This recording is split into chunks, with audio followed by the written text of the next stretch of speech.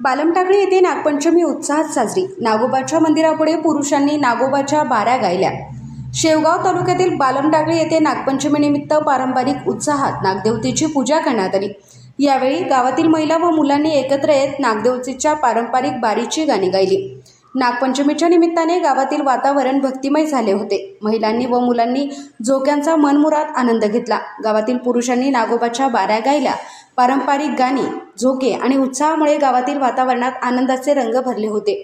या पारंपरिक सणाच्या माध्यमातून जुन्या रूढी परंपरांचे जतन करत नागपंचमी उत्साहात साजरी करण्यात आली। यावेळी सदाशिव निंबाळकर, रमेश टोके, बाबासाहेब बामदळे, देविदास शिंदे, विठ्ठल पवार, दिगंबर टोके, सौंदर, भैया देशमुख, महादेव कडोळे आदी ग्रामस्थ उपस्थित होते। पांडुरंग निंबाळकर, अहिल्यानगर, शेवगाव।